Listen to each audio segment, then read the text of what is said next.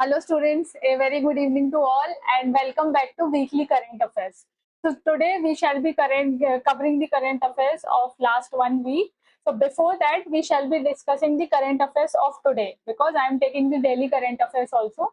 So first of all we shall be covering the current affairs of 30th of May and then we shall be discussing the current affairs of past 5 years.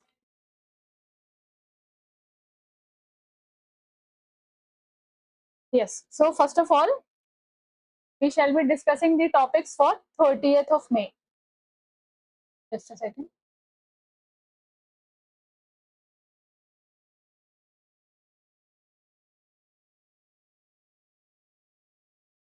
Yes. So these are the topics for 30th of May. So first topic is related to Babesia infection. So recently there were deaths of lion cubs in Gir National Park because of this infection. So that's why this becomes very important for the prelims. Next important article is related to e-service delivery. So recently a portal was launched to analyze the services which are provided by various state governments as well as central government. Next topic is India's first sky cast system. So basically it deals like a no early warning system, or basically it deals with a weather monitoring system related to aviation sector. Next article is related to IBC, that is Insolvency and Bankruptcy Code. So recently this IBC code has completed 10 years because it was started in 2016. So it has completed 10 years. So this article becomes very important for the exam. And finally, this article we shall be discussing just related to the specific terms because these terms are in news for some or the other reason. So we shall be discussing what are the basic meaning of all these terms. We shall not be discussing the news in detail, but these terms are very very important for the exam. So we shall be covering these terms. So yes, first article is related to just a second.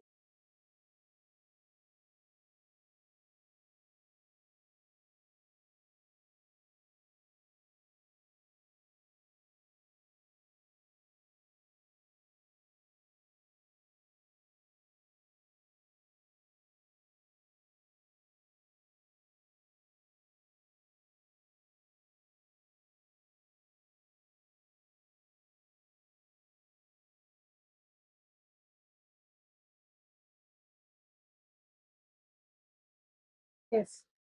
So here, first article is related to Babesia infection in Gujarat. So recently, 8 lion cubs died because of this infection. So what all things we must know, that what is the carrier of this infection, what are the symptoms of this infection, and whether do we have any treatment for this infection? Can it be transferred to animals? Can it be transferred to humans? Is human to human transmission possible? All these things are very important to discuss. So first of all, let's discuss about Babesia. So here the article talks about the Babesia infection. So the disease which is caused by Babesia infection is known as babesiosis. So name of disease is babesiosis. And how this disease is caused? So this disease is caused by a parasite that is known as Babesia. So please remember, because whenever we read about any disease, every time we read about the microorganism, that which microorganism was involved in causing this disease. So microorganism can be virus, bacteria, fungi, protozoa, etc. So here, which microorganism is involved? Here, protozoa is involved. So here, this parasite is based on protozoa, and it is a tick-borne parasite. So this Babesia infection, the carrier of this Babesia infection is a tick-borne parasite. Important thing is that it can affect both animals as well as humans. So very important for the exam. For any disease, you must know that whether it is affecting animals or humans or both. So here it will affect animals also, it will affect humans also. So here, if we talk about Babesia infection, so Babesia is caused by a protozoan parasite. Please remember the microorganism, it is a protozoa. And how it affects? So see, first of all, this Babesia parasite will enter the red blood cells in the human blood. And in the red blood cells, all these things will multiply. After the multiplication, gradually they will destroy the red blood cells. So now if human body has the deficiency of red blood cells, then it will cause anemia, right? So basically how it functions, these Babesia parasites, first of all, they will enter the human blood, they will multiply inside the red blood cells, and finally they will destroy the red blood cells. This is the overall process in which they work. Now, since we were talking about the tick, which was the carrier of this parasite, so what is the name of that tick? Name of that tick is Isodus deer tick. So this is the main vector. So you have to remember the name also. So either deer tick or Isodus tick. You have to remember this. So I think we have discussed these things. And yes, one more important thing, this tick, that is deer tick is also responsible to transmit the Lyme disease. So if we talk about this deer tick, so this tick is responsible for two kinds of diseases. First is the Lyme disease, and second kind of disease is the Babesiosis disease. This is Babesiosis disease. Okay, so this was the basic of Babesia as well as Babesiosis disease. Now, let's discuss whether this disease is contagious or not. Contagious or not means whether it can be transferred from one person to another or not. So here the answer is no. This cannot be transferred from one person to another. Very important point for the prelims. So whether it can be transferred, no, it cannot be transferred to one person to another, but it can affect humans also and it can affect animals also. But please note that the rare transmission of this disease from pregnant women to the fetus is possible. So UPSC asks the questions on possibility also. So if it asks whether it is possible, the transmission from pregnant women to fetus, so answer will be yes. But overall, if you ask whether it is contagious, so answer will be no. So no, it cannot be transferred from one person to another. Now these symptoms are very common, so I'm not focusing much on the symptoms. So basically symptoms can be fever, fatigue, weakness, etc., etc. Not much important. Yes. Now, whenever you read about any disease, the treatment related to that disease is very important. If I ask the question whether treatment is available, so yes, treatment is available. So what is the most recommended therapy? So these are the two medicines. So one is the antiparasitic medicine, antiparasitic, and second is the antibiotic. So yes, the what you can say, the treatment is available. So antiparasitic as well as antibiotic medicines are available. So if we revise that what is the babesiosis? So babesiosis is a kind of disease which is caused by a parasite named known as Babesia. And how it affects human body? So basically it will enter the bloodstream, it will enter the red blood cells, it will multiply there and it will destroy the red blood cells.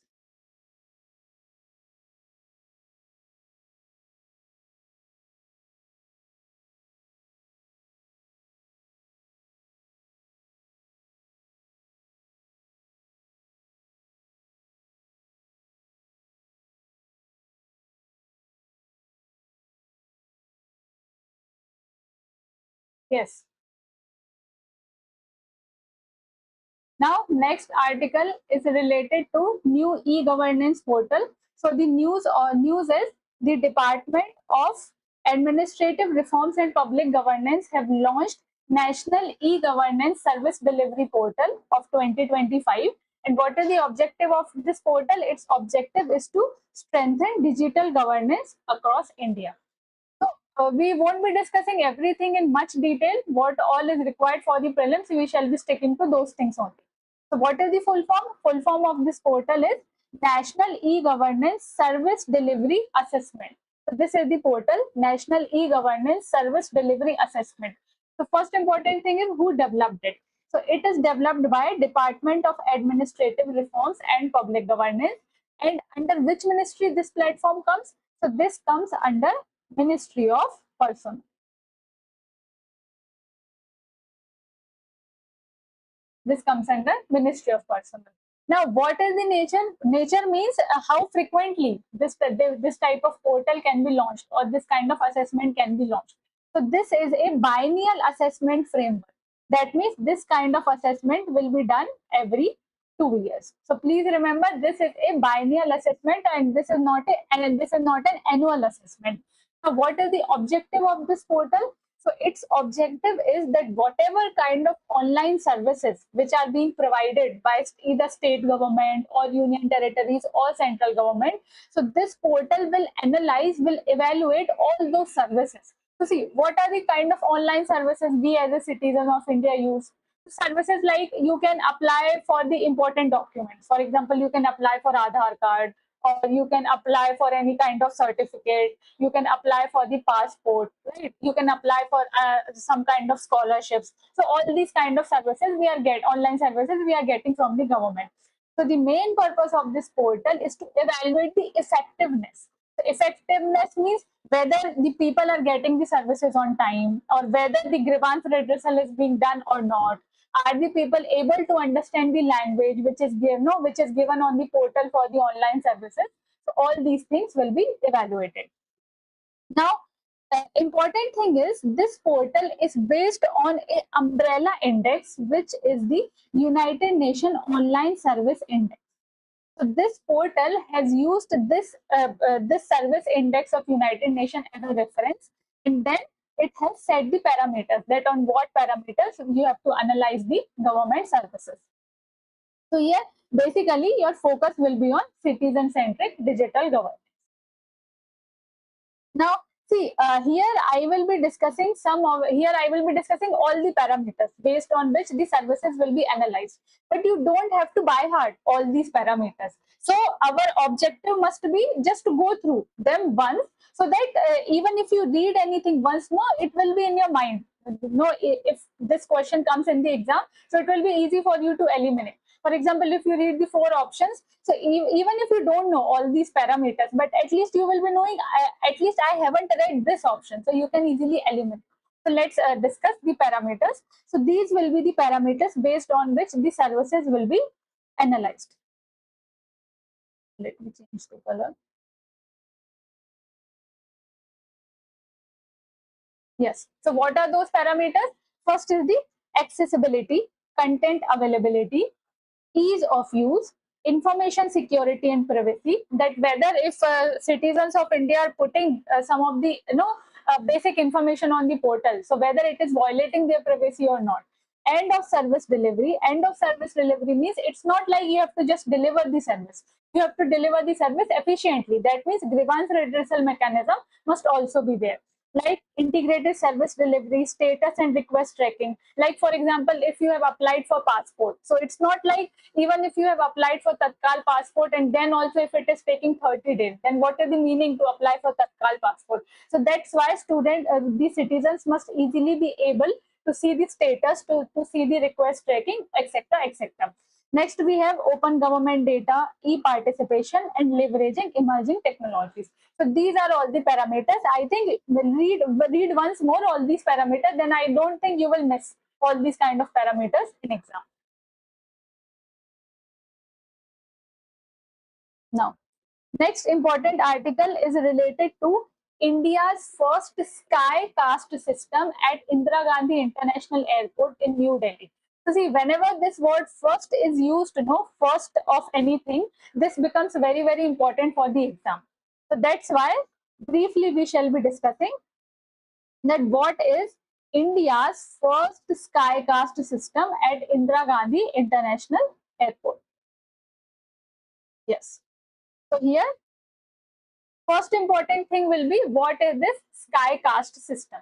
So basically, see, if we discuss in very simple language, so sky cast system is a kind of weather monitoring system. That what is the kind of weather, and whether flights can know whether the flights can fly or not, or whether we have to delay the flight, or whether we have to cancel the flight. So see, all these things depend on the weather only, right? So that's why skycast system is a type of system which deals with the aviation weather monitoring, that what is the wind speed, what is the temperature, what is the humidity, what is the fog status, whether we have to cancel the flight, we have to delay the flight, all these things. So simply, if we say what is skycast system, so skycast system is aviation weather monitoring system. And why it is very important? Because it provides real-time weather monitoring. So on real-time basis, the pilots in the flights can decide what to do with the flight, whether we have to deviate or what to do. So now let's discuss. So first of all, location is very important, because since we are saying this is India's first, though it is world's, it is 19th, because other 18 countries already have SkyCast system, but this is India's 19th system. But but this is for India. So India becomes the 19th country in the world to have such a system. But for India, this is first. That's why the location is also very important. So where this was launched, it was launched at Indira Gandhi International Airport in New Delhi. And the next mission is set to be launched in Zevar Airport in Uttar Pradesh. So remember this also.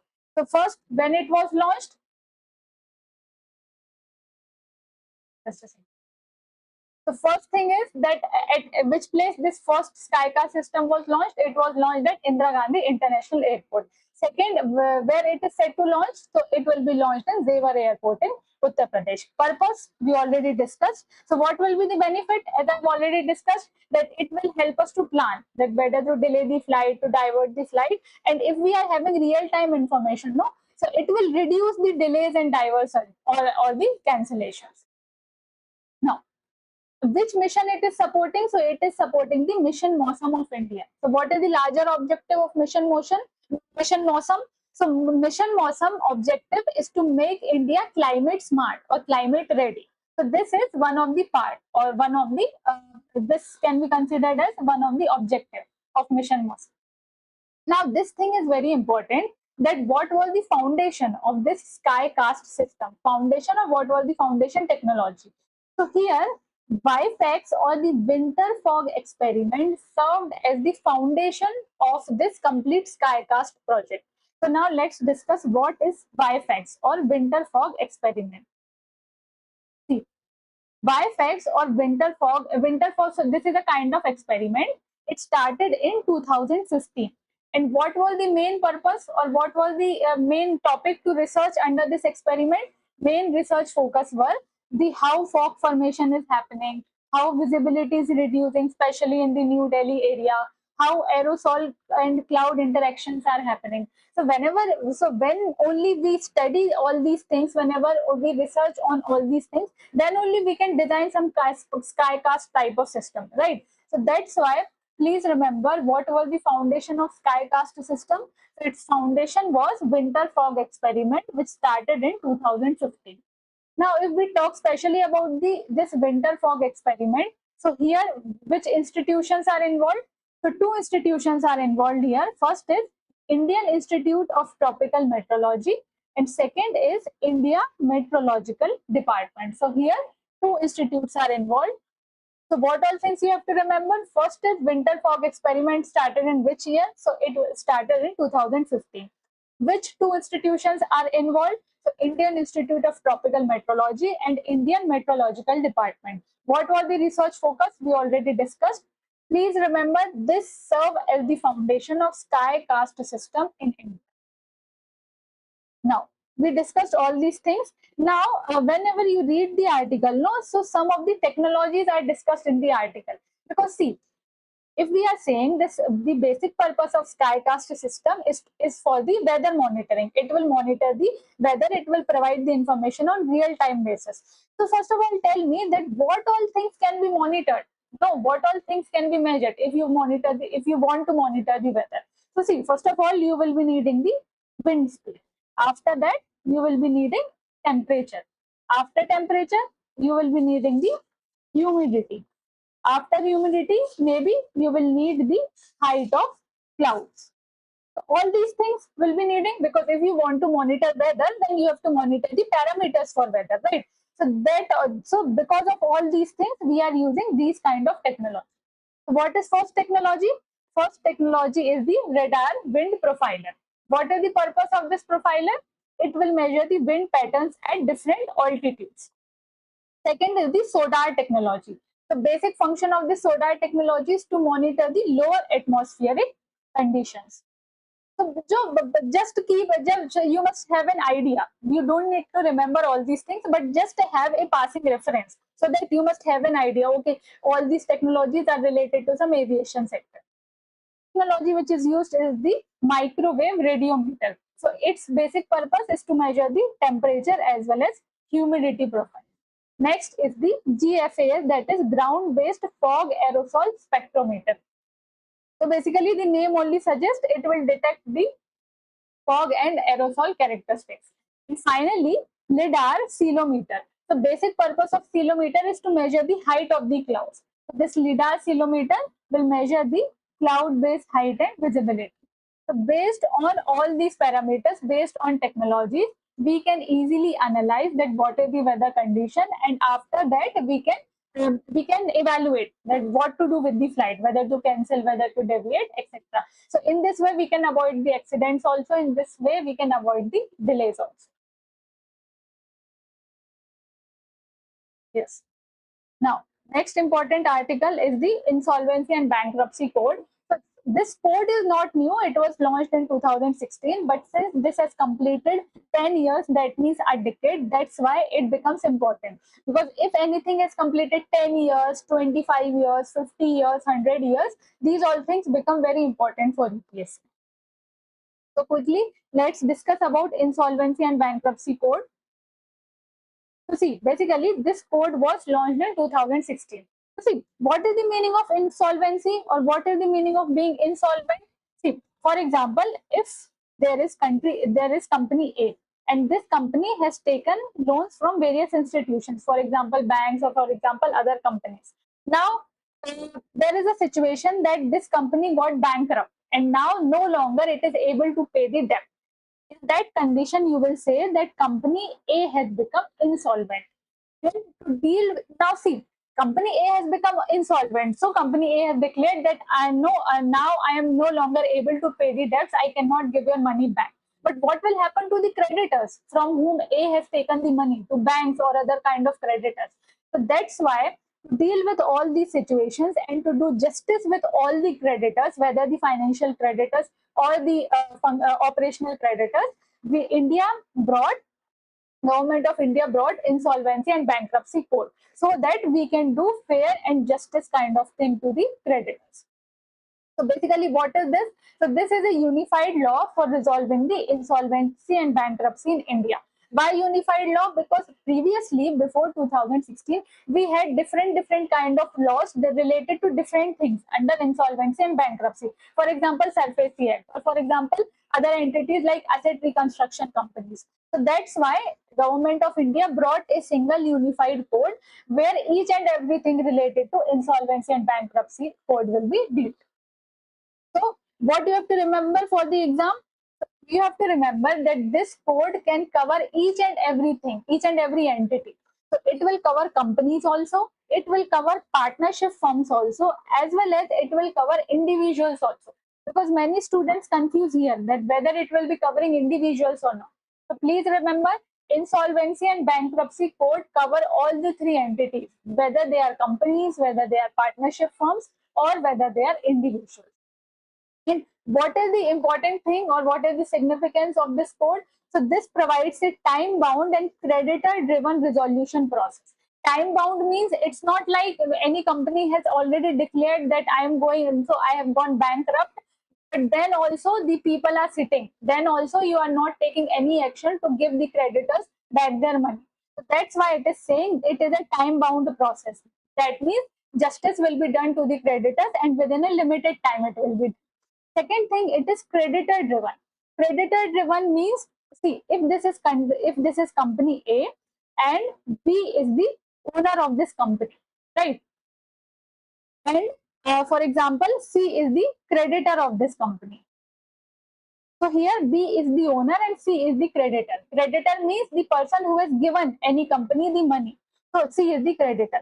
So basically, IBC code gives more importance to the creditor, because creditor were the ones who gave the money to the owners of the company. So here importance will be given to the creditors, and first their money only will be returned. Yes. So this is the overall journey of IBC code. So originally IBC code came in 2016, but over a period of time, people realized, Government of India realized there are some of the flaws, and over a period of time, the reformation were done to this IBC code. So finally, at present, we have Insolvency and Bankruptcy Act of 2026. So earlier it was of 2016, then it was amended in 2018, in 2020, in 2021, and finally, at present, we have the latest act of 2026. Now, quickly, let's discuss some of the important features. Yes. So the first feature is the single code itself. So I think we already discussed about this, that this is only the single law, the unified law for the insolvency and bankruptcy matters. Second thing about the time-bound resolution. So here cases must be resolved within a fixed timeline. That means if the creditor goes to National Company Law Tribunal, that you have to admit these application, that then National Company Law Tribunal must decide the case within the fixed timeline. So it cannot sit on the case for the indefinite period of time. Next thing is the creditor in control. See, we already discussed that here the decision will be taken by the creditors and not the promoters. Promoters means the owners of the company. Creditors means the people who have given loan to the company. So that's why the court says that since the creditor's money is at risk, that means everything will be in the hand of creditors. So they will be able to take the decisions. Next thing is the specialized tribunal. So already discussed that here under this case we will be having National Company Law Tribunal. So this tribunal will be, so see, tribunal you already know that tribunal are the specialized courts. So here you will be having people from the other specialized fields. So here that's why there will be specialized tribunals to deal with all these cases. And since specialized tribunal will be dealing with the cases, hence the case will be solved in the limited period of time. Next thing is the professional management. Professional management means, for example, if company A has gone bankrupt, so now A does not have to do anything. Now it will be overtaken, that company will be overtaken by the insolvency professionals, and then everything will be done in the professional manner, in the legal manner. And finally, this code has a waterfall mechanism. This is very, very important term because this can be asked in prelims. So UPSC can ask waterfall mechanism was recently seen in news. It is related to what? So basically, waterfall mechanism is related to insolvency and bankruptcy in India. Waterfall mechanism means the order in which you will pay back the money to the stakeholders. Because the many stakeholders will be involved, right? There will be the financial creditors, the people who are directly giving you the money. There will be the operational creditors also, the people who are not giving you the money, but they are giving you goods or services. For example, your steel supplier. So many stakeholders will be there.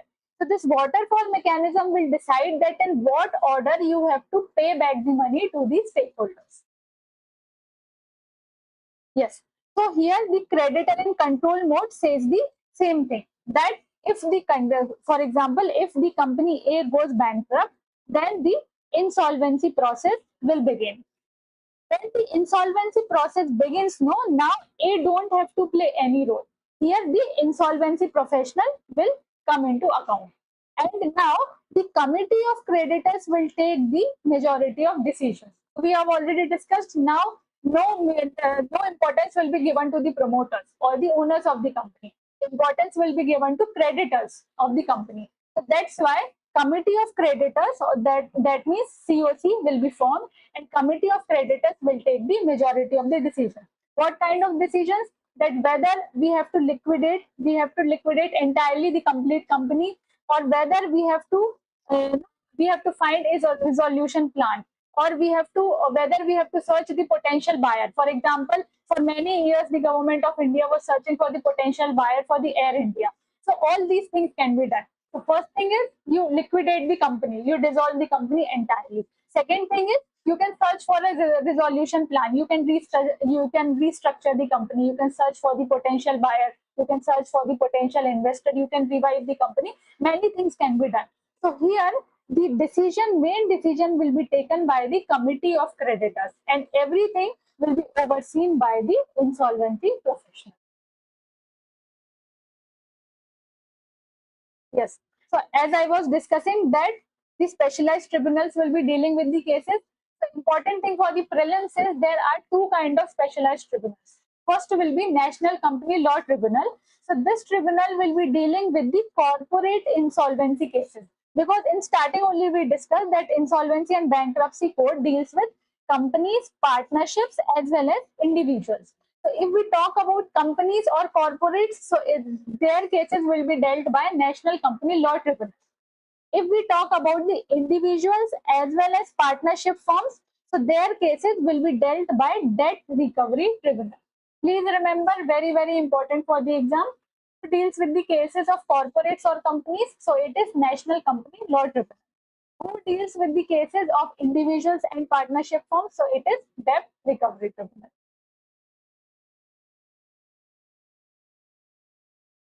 Yes. So we were discussing about the waterfall mechanism, right? Waterfall mechanism means the order in which the people will be repaid their money. So it decides the priority in the distribution of assets. So who will get the first priority?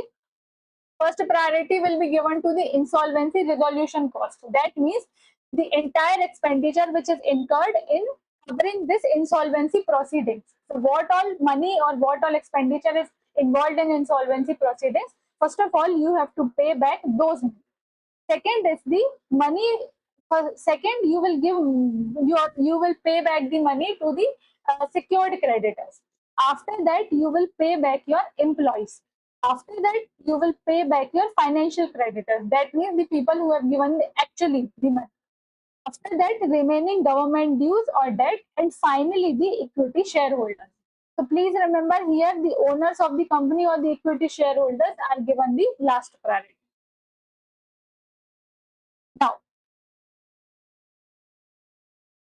since we discussed that this insolvency and bankruptcy code has been amended many times, so the latest act was the Insolvency and Bankruptcy Amendment Act 2026. So let's quickly go through some of the important changes which were made under this act. So in earlier act, there were ambiguity in some of the key terms. Some of the key terms means what is the meaning of service provider or what is the meaning of the wrongful trading. All these things were ambiguous. And if anything is ambiguous, it is very difficult to take the action. So now, what are the major changes under 2026 Act? Clear definition have been provided for all the vague terms which were used in the previous acts. Second thing is, in earlier acts, there were delays in admission of insolvency cases. We already discussed this. Now, National Company Law Tribunal must decide the applications within 14 days. So please remember, this numerical value is very important. NCLT must decide the cases within 14 days. Earlier, there was no time period for the admission of insolvency cases. Next thing is unrestricted. Earlier, there was issue of the unrestricted withdrawal of cases. That means, see, for example, here we are discussing about company A. This company A got bankrupt. So what banks did? Banks have filed the case of insolvency in the National Company Law Tribunal. But over a period of time, this company A and banks have undergone a settlement or have undergone a resolution. So what was happening earlier, no, whenever the settlement was reached between these two parties, so eventually they will withdraw the case from this tribunal. So this was the issue, that no, the tribunal have admitted the case, tribunal have searched, tribunal have researched each and everything, tribunal have spent the time, and now you are withdrawing the cases because you have done the out of court settlement. So now the law says the withdrawal will not be allowed before the, just a second. Yes. So now the law says this withdrawal will not be allowed before the committee of creditors formation or after the invitation of resolution plans. So that means if even if you want to withdraw any plan, so it's not like if you have done the settlement, so anytime you can withdraw. You can withdraw only after the formation of committee of creditors, because because here the creditors are given more and more importance. So if the creditors are allowing that, so yes, you can do that. So what is the significance of that? It will ensure the greater confidence of the stakeholders.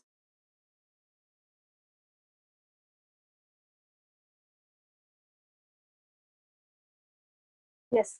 Now, next article is related to important terms. So those terms are parole, furlough, as well as anticipatory bail. So see, context I'm not discussing much, but important thing is these type of terms are repeatedly being in the news for some reason or the other. So let's discuss basic differences in these terms. So yes, first of all, let's discuss about parole. Parole. So here we shall be discussing differences between parole, furlough, as well as anticipatory bail.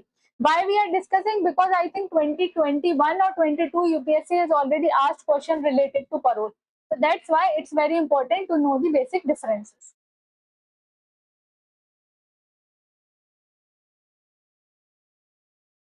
Yes. So if we talk about the parole, so what is the meaning of parole? Parole means you are releasing a convict temporarily for a specific reason.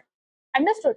So here, for example, a person has been proven guilty, a person was in jail, but for the specific reason, for example, the marriage of any relative, or for example, any family dispute or property dispute, that person has to go urgently out of the jail. So in that case, parole is given to any convicted prisoner. So please remember, parole meaning the temporary release of a convict out of the prison for the specific reason. Specific reason already we have discussed about the illness, death in the family, etc. etc. If we talk about furlough, the meaning of furlough means the periodic release of a convict for maintaining the family and social ties. See, what is the difference here? Here, if we talk about parole, so it is a temporary release for the specific reason. This is not periodic. That means this is not happening every 1 week or every 1 month or 2 months.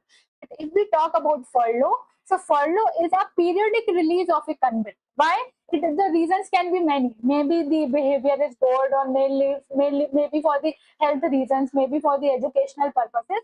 But here, the release will be periodic. So this is the major difference. Now, difference here is that here the convicted prisoners who are serving very long-term sentences, for them furlough can be given. So basically, furlough is kind of a remission of sentence. That means, for example, if a prisoner was sentenced to 20 years of jail, so remission means you are reducing the period of sentence. So under furlough, you are providing a kind of remission. So the period for which the person is out of jail, that period will also be considered in the sentence, and maybe this sentence duration can also be reduced. So this is the difference between furlough as well as parole. If we talk about anticipatory bail, so anticipatory bail is not related to convicted persons, because these two things, parole and furlough, were related to convicted prisoners. They are already convicted, they are already in jail. But anticipatory bail is related to is a pre-arrest bail. That means a person is not yet arrested, but maybe he can be arrested based on the accusations. Anticipatory bail is a kind of pre-arrest bail. So this bail is granted to a person who apprehends arrest. That means, for example, if a person A thinks that maybe I can be arrested based on some accusations, so to protect himself or herself, he applies for the anticipatory bail. Now, yes, so purpose, I think we have already discussed what is the purpose. Now, this is very important, that who grants parole, furlough, or the anticipatory bail. Who grants, who is the authority? So if we talk about parole, so parole is granted by the state government or the state prison authority, because prison is a state subject. Please remember, the concept of parole or the topic of parole comes under the state government domain. So here it can be granted by the state government or the prison authorities. If we talk about furlough, so same thing, furlough can be provided or granted by the state government or the prison authorities.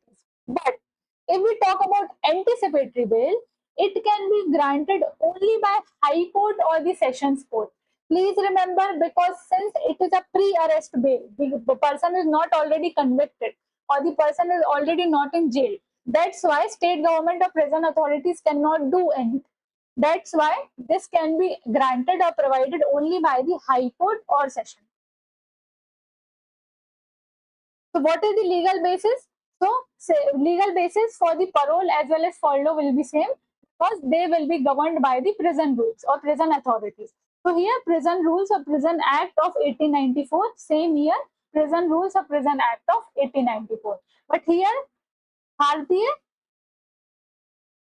just yes. So here BNSS 2023 will be governing the anticipatory bill.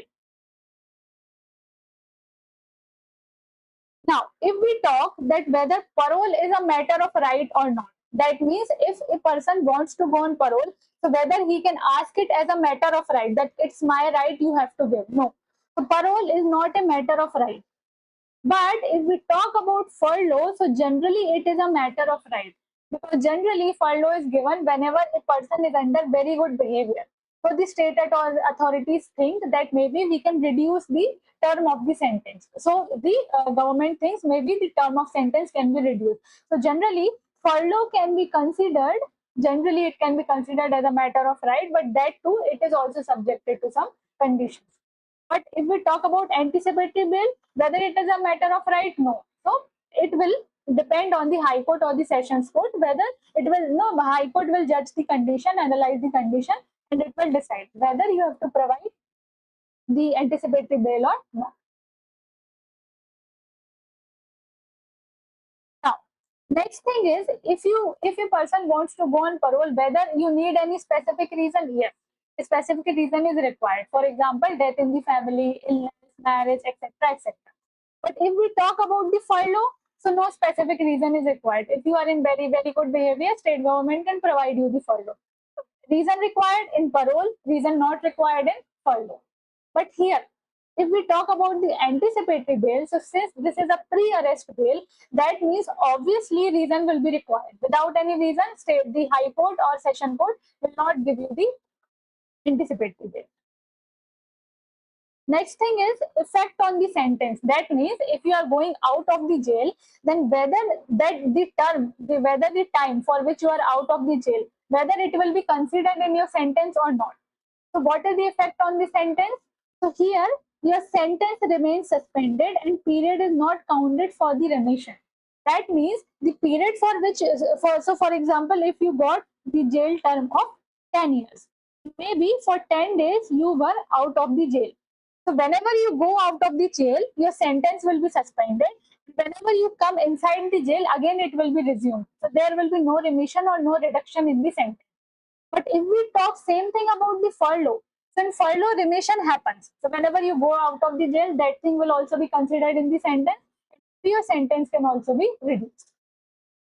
But here, if we talk about, so since here effect on the sentence, since there is no sentence, so no effect on the sentence. And who is benefited by this? So obviously, if we talk about parole and furlough, so benefit is to the convict. But if we talk about the anticipatory bail, so benefit will go to the accused person.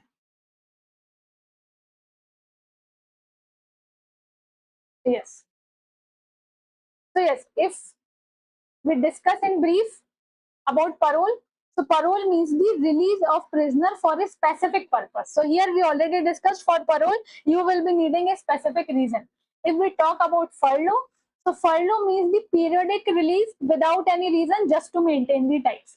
And if we talk about the anticipatory bail, so anticipatory bail means the pre-arrest bail. So protection before the possible arrest. So I think we discussed in detail all these topics because these topics can be again asked in the examination.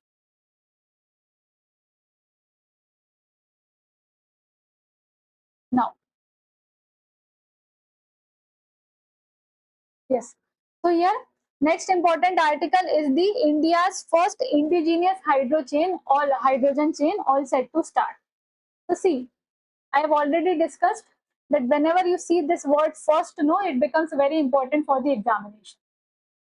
So here also, I think one first also we discussed about the sky caste system, right? So here also we are discussing first indigenous hydrogen train of India. So we shall be discussing each and everything. First thing you must know that in which route this train has been launched. So this train has been launched in the route of Jind to Sonipat area. So this section of Jind to Sonipat in district of Haryana, this hydrogen train has been launched. First. Next thing is, yes. Next thing is the power of the engine for this train. So it will be using 1200 kilowatt of hydrogen fuel cell. What will be the maximum speed of the train? its maximum speed will be 75 km per hour. Fuel, we already discussed that since it is hydrogen powered train, so it will be using the compressed hydrogen. Important thing here is the emissions will be negligible and emission will only be water vapor. This is very, very important for the exam, and how emission will only be water vapor, this also we'll be discussing. Now, in next slide, we'll be discussing how hydrogen fuel cell works. Here, if we talk about the refueling capacity, so see, whenever we talk about the fuel cell, so fuel cell are mostly similar to the batteries only.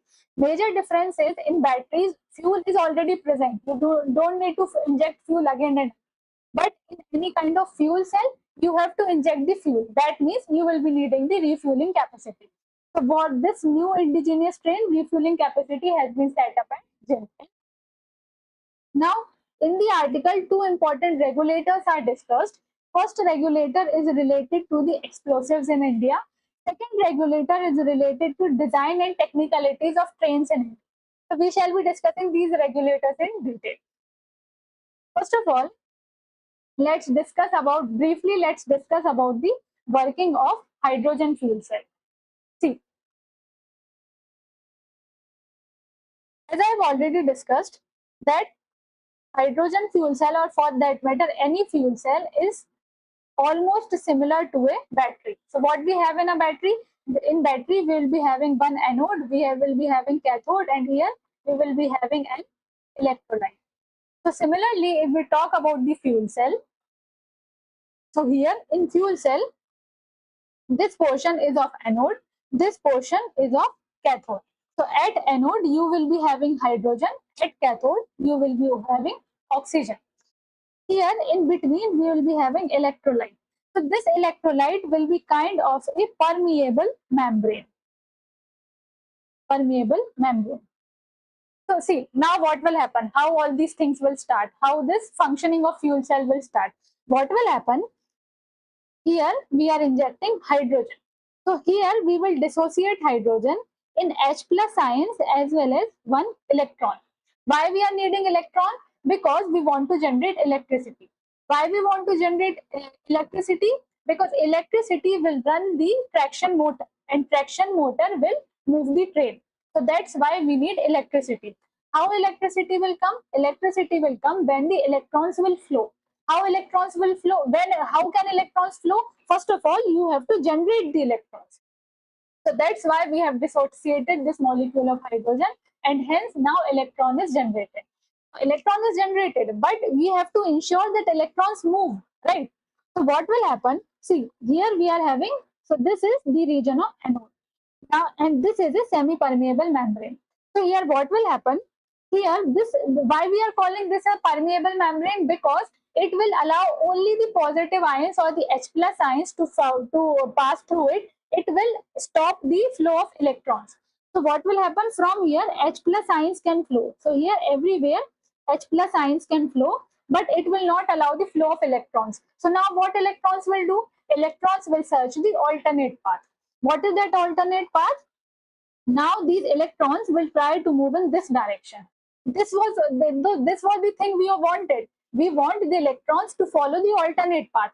Since electrons have started to flow in this direction, we have connected a external wire. When the electrons flow through external wire, so in this way we can say that electricity is generating, because electricity means flow of electrons. This was the thing we wanted. Here H plus ions are flowing, and from here electrons are flowing. Now what will happen at this end at cathode? So here electrons are coming, and from here hydrogen ions are coming. So again electrons and hydrogen will combine, and again they will form hydrogen molecule. And already oxygen is present at this end. So here hydrogen plus oxygen will form the water molecule, and that's why we say the only byproduct of hydrogen fuel cell will be water molecule. Apart from water molecule, we will be having the generation of heat, and obviously we will be having the generation of electricity. How electricity will be generated? It will be generated through the movement of electrons. So this was the basic functioning of hydrogen fuel cell. So yes, if we compare the conventional diesel train with hydrogen train, so here earlier there were CO2 emissions in the diesel train, but here zero CO2 emissions.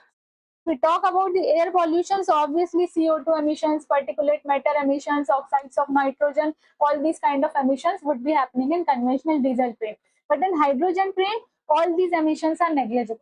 See, why we are saying emissions are negligible and they are not zero?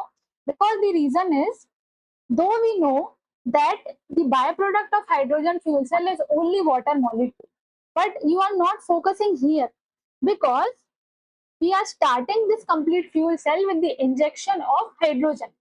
Now, from where this hydrogen is coming? If this hydrogen is generated through the fossil fuels, then emissions will be there. Though emissions are not there in this fuel cell, but the process through which you are generating this hydrogen, if emissions are there, then some amount of emissions you have to consider. And if you are generating this hydrogen through renewable energy, then you can say the zero emissions. That's why here we can say that emissions are negligible compared to the conventional diesel. Next thing is the fossil fuel dependence. So these petrol, diesel, coal, all these are the fossil fuels. But here fossil fuel dependence is reduced. Why not completely eliminated? Because even at present, the hydrogen which will be produced is produced from the natural gas, and use of natural gas will produce only the brown or gray hydrogen. That means the hydrogen which is dependent on the fossil fuel. That's why we are saying that fossil fuel dependence is not eliminated completely, but yes, dependence has been reduced. Next thing is the noise pollution. So yes, see, in diesel or in any vehicle which is dependent on diesel or petrol, obviously noise pollutions will be there. But here in hydrogen train, since we are generating electricity, so not much pollution, not much noise pollution. Now, yes, as I've already discussed that in news, two important organizations were discussed. So let's discuss about these organizations. So first organization is PESO, that means Petroleum and Explosive Safety Organization. Second is RDSO, that means Research Designs and Standards Organization.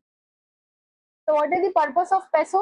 So its purpose is to regulate the explosives, petroleum, hazardous substances in India. So see, what hazardous substances here? Hazardous substance is the compressed hydrogen, because compressed hydrogen is very flammable in nature. So that's why if any entity is using compressed hydrogen in India, then first of all, it will be requiring license from the PESO, or Petroleum and Explosive Safety Organization. If we talk about RDSO, so RDSO is mainly the research wing of Ministry of Railways or Indian Railways. So basically, it will look after the technicalities, it will look after the design manuals, all these things related to railways. Now, if we talk about any entity, ministry is very important. So PESO comes under the Ministry of Commerce, and that too, it comes under the Department for Promotion of Industry and Internal Trade. And if we talk about RDSO, so since it is research wing of Indian Railways, hence it comes under Ministry of Railways. If we talk about headquarters, so headquarters of PESO are in Nagpur and headquarters of RDSO are in Lucknow. And here is also very important. So PESO was formed before the independence. So it was formed during colonial in India in 1898. In that time, it was known as the Department of Explosives. But RDSO was formed after independence in 1957. So these were some of the important points which can be asked in prelims.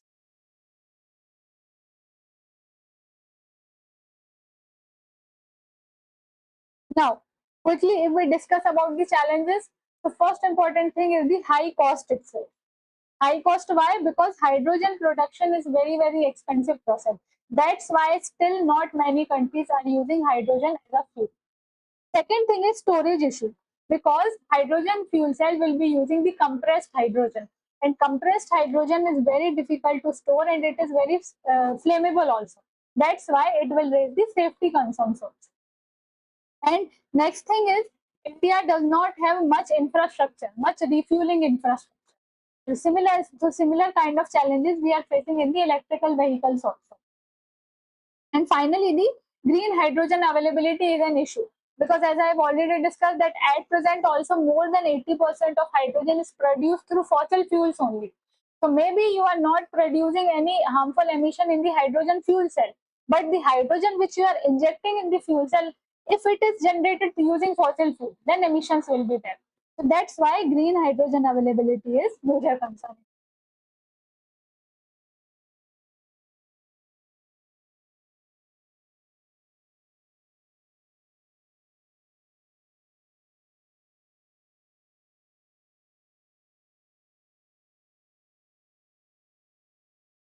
Now, next article is related to the scheme for promotion of surface coal or lignite gasification projects. So basically, what is the context? So recently, Ministry of Coal has organized a road show related to the awareness of this scheme. So it is very important for us to know some of the basic points for this scheme. So what are those points? Yes. So basically, first of all, you must know that what is the objective of this scheme. So this objective is to promote the projects which are producing the synthesis gas or syngas. So this is a scheme to promote coal and lignite gasification projects. All those projects which are involved in the production of syngas or coal gas, the government of India will be promoting, will be financially incentivizing all those projects. So here, what is the no here for what all purposes the synthesis gas or syngas can be used? So see, this gas can be used in power generation. It can be used in fertilizers, in other kind of chemicals, and other kind of industrial products. So if any entity is producing syngas or coal gas, government of India will be incentivizing it. So if we talk about the incentives, so first of all, the financial incentive at maximum of 20% of cost of plant and machinery will be provided. So for example, if the complete cost of that plant and machinery is 100 crores, then maximum of 20 crore will be provided as financial incentive by Government of India. Nodal ministry, so if we are talking about the coal gasification, so here nodal ministry will be Ministry of Coal.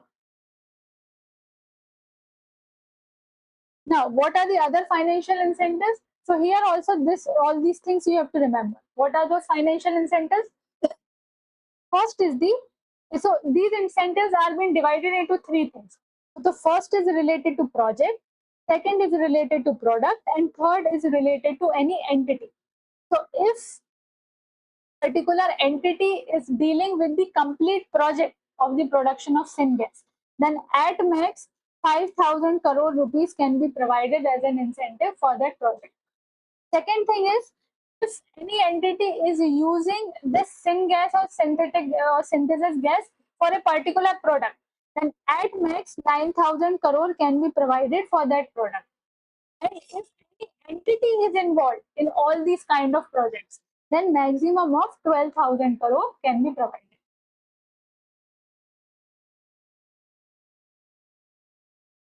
Let's discuss briefly about the coal gasification process, because since we are discussing about syngas or coal gas, so here what will happen? This coal will be treated at very high temperatures with oxygen as well as steam or water. So first of all, this coal will be converted into powdered form, and at very, very high temperatures, this coal will be treated with oxygen as well as steam. After this treatment, it will produce a gas that is known as coal gas or syngas. So what will be the components of this original raw syngas? Well, mainly it will consist of carbon monoxide, hydrogen, hydrogen sulfide, carbon dioxide, as well as some kind of slag. Whenever we clean this syngas, so finally we will be getting the mixture of carbon monoxide as well as hydrogen. So please remember, because these constituents of syngas are also very important. Now, next article is related to the outstanding performance of India in under 2020 in under 23 Asian Wrestling Championship. See why I'm discussing this article? Because nowadays UPSC is asking questions related to important sports championships also. Or in this sport, in this wrestling championship, India has done the historic performance. That's why this news becomes very important.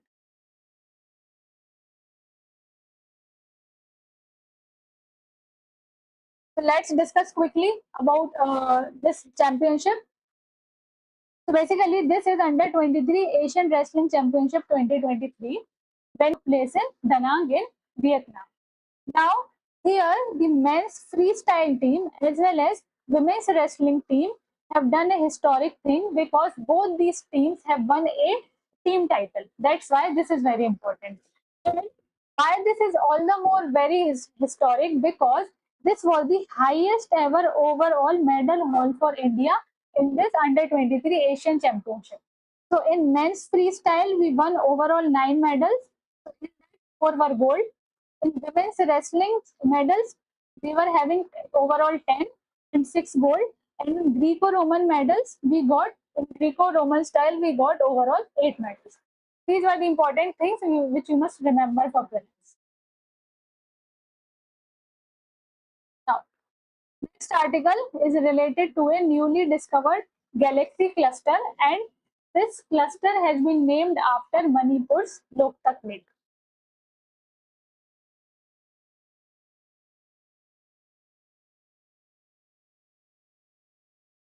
So first of all, let's quickly discuss about what is the meaning of galaxy cluster.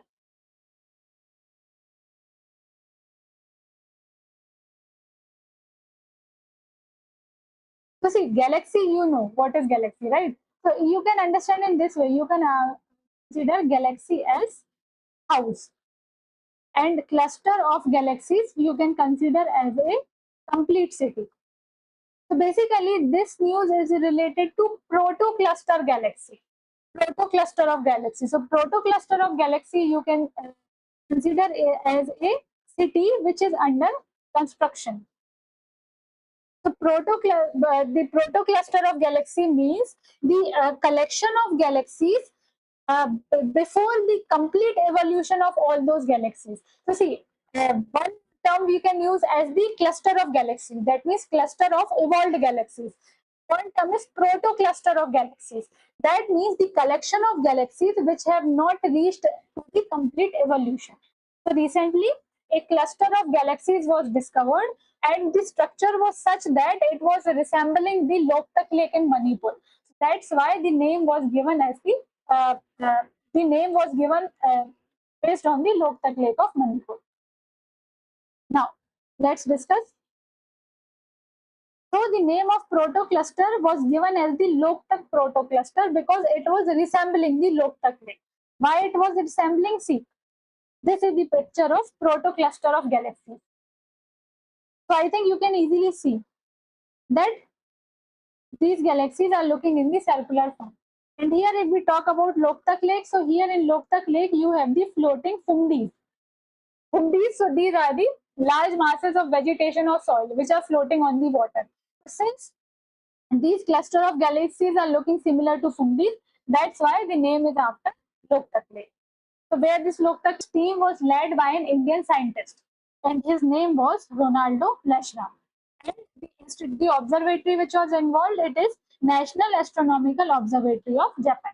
That's why it is very proud thing for India also, because the team was led by an Indian. Now, based on the discovery, we found that the age of the proto-cluster is 12.6 years old. For 12.6 years old, the universe was only 1.2 years old. So the meaning of this is that these proto-cluster of galaxies started forming just few time after, only after few time of Big Bang. Only after few time the Big Bang happens. Earlier, it was thought that these cluster of galaxies were formed much later in the time period. So that's why this thing is also significant.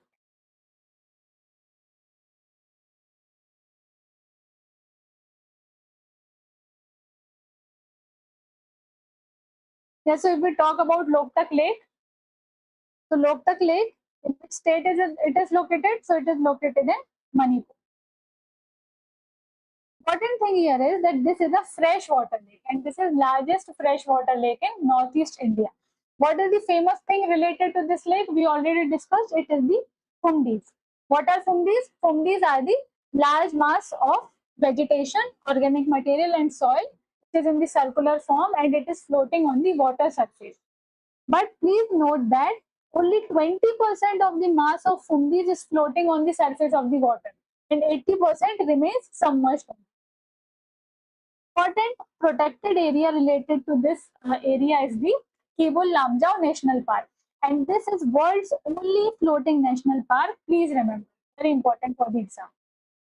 Now, the park is best known for the important endangered species, and that is the Shanghai deer. So this is the Bro-antlered deer, and it is native to Manipur. So these were the important points related to Loktak Lake. Now let's discuss some of the important rivers which are draining into this lake. So those rivers are like Tuga, Western Nambul, Imphal, Kongba, Iril, Thobal, Hirok, and Sekmai. So you don't need to remember all these rivers, but at least go through all the name of these rivers once. If we talk about the important status of this Loktak Lake, so it is an important Ramsar site, and it was added to Ramsar Convention as a Ramsar site in 1990. And it is also part of Montreux record, and it was added in 1993. Now, next article is related to koala bears. So basically, the article is saying that because of heat stress, the hospitalization as well as mortality of koala bears are increasing. So, what were the findings of the research? The findings were whenever the temperature exceeds 27 degrees centigrade, the mortality of koala bears increases. Important point here is that koalas are animals which have very good adaptation capabilities. Adaptation capabilities, that means they can survive in extreme temperature conditions. But even after having such good capability also, the mortality rate is increasing. So this is showing that what is the extent of climate change and how climate change is threatening the endangered species.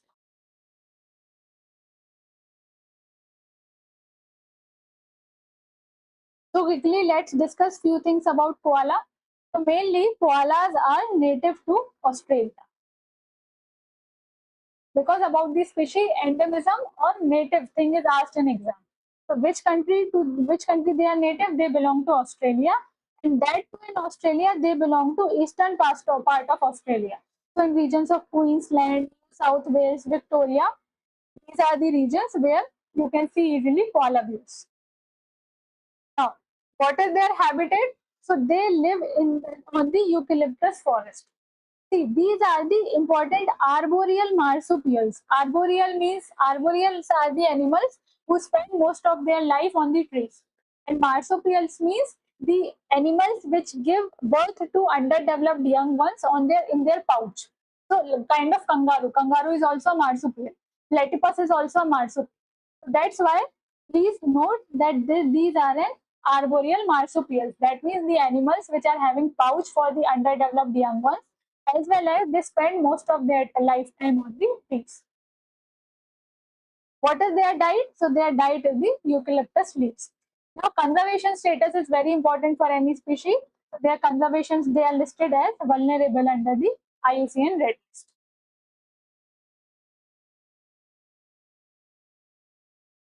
Now, since we were discussing that their adaptation capacity is very good, so what do we mean when we say that adaptation capacity is good? First thing is their metabolic rate is very good. Metabolic rate means they respire very less. The digestion process is also very slow. That means less amount of heat will be generated from the body. And if less amount of heat is generated, there is very less requirement to dissipate that amount of heat. Next thing is they have very dense fur. Fur is very dense. They will be insulated from extreme temperatures, from very high temperature or from very cold temperature. Next is they have efficient kidneys. Kidneys are efficient, so they will be able to conserve lot of water, and hence they can easily live in the water scarce conditions. Next, their characteristic is the tree hugging. So basically, they have the habit to hug the eucalyptus tree. So in that way, they dissipate their heat to the branches of the tree. Finally, these are the shade-seeking animals. That means these animals avoid direct sunlight. These are some of the adaptation characteristics of colibri. Now, next important article is the deal on rare earth elements among the Quad countries.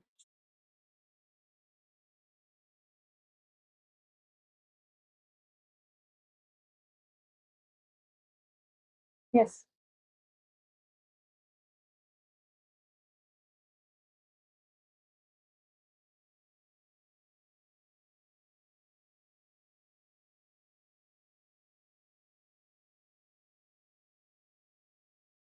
Yes.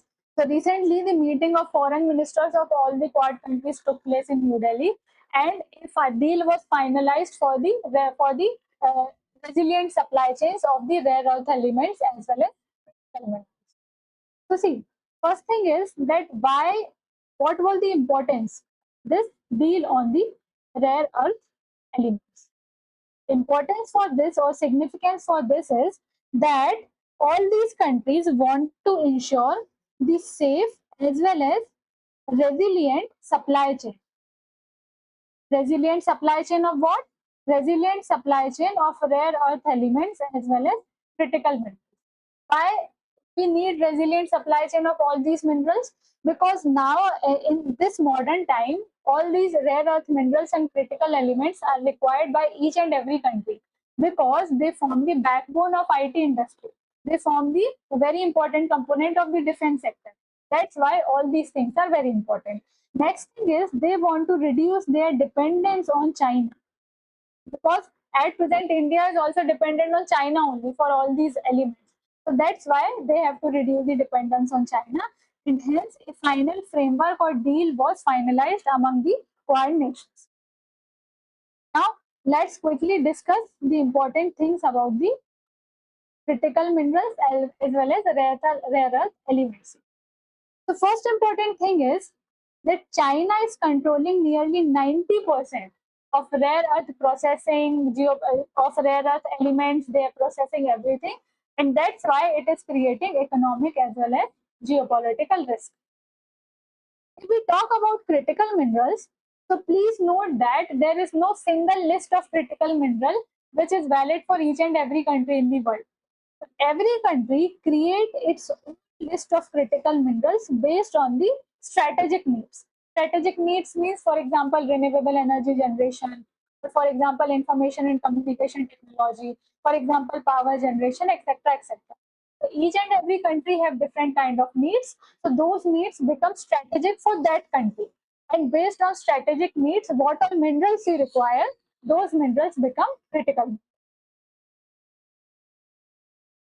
Now, if we talk about what is a critical mineral, so the critical mineral can be, yes, so critical,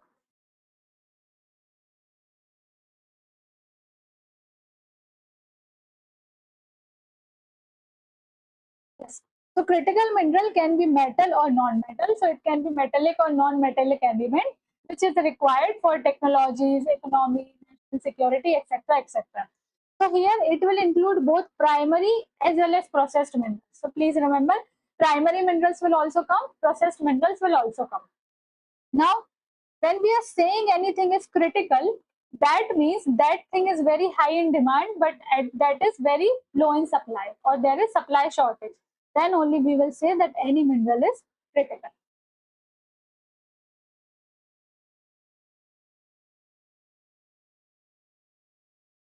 Yes. So at present, the government of India has listed 30 minerals as critical minerals. Based on the strategic needs, based on the needs of economy and national security, 30 minerals were listed as the critical minerals in India. So, for example, nickel or for example, silicon, potassium, tin, all these are the critical minerals for India. Now, let's discuss about the rare earth elements. What are these rare earth elements? See, first of all, this term rare is a misnomer here. Because it's not like rare earth elements are found very rarely on the Earth's crust. They are abundant on the Earth's crust, but it is very difficult and expensive to extract them. So this is very important, that it's not like we are saying they are rare, that means they are rarely found. They are found abundantly, but it is very difficult to extract them. It is very expensive to extract them. Why? Because originally they occur in the mixture with other elements. That's why the extraction becomes very difficult. Now, so what is the number for rare earth elements and what was the number for critical minerals? So at present we have 30 critical minerals in India. If we talk about rare earth elements are the set of 17 elements. So they have 15 lanthanides, scandium as well as white helium. So basically we have 17 elements which can be considered as the rare earth elements. Now, what are the major uses? So, major uses will be similar to the critical minerals.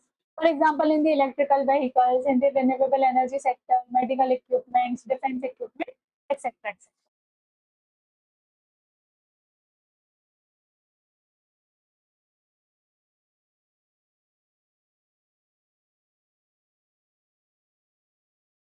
Now, quickly, let's discuss about the classification of rare earth elements. Basically, there are two types. First will be the light rare earth elements, and second will be heavy rare earth elements. So, here, if we talk about the light rare earth elements. So these elements are more abundantly available but are less critical compared to heavy rare earth elements. Please remember, if we talk about the light rare earth elements, so these are more abundant but they are less critical compared to the heavy rare earth elements. So yes, this was the question of 2026. That's why I took this topic. So in 2026, very simple kind of question was asked. The first statement was related to applications. So applications were very general. Applications of rare earth elements and critical metals. Second was that which country has the highest share of mining. Just now we discussed that China has the highest sharing in mining as well as processing. Next thing was about the National Critical Mineral Mission, which was launched by Government of India. So this was very general statement. Easily you could have said that this is correct. And finally, this statement was asking the number of rare earth elements, which just now we discussed 70. That's why discussing all these kind of information is important, because all this kind of questions are asked in prelims.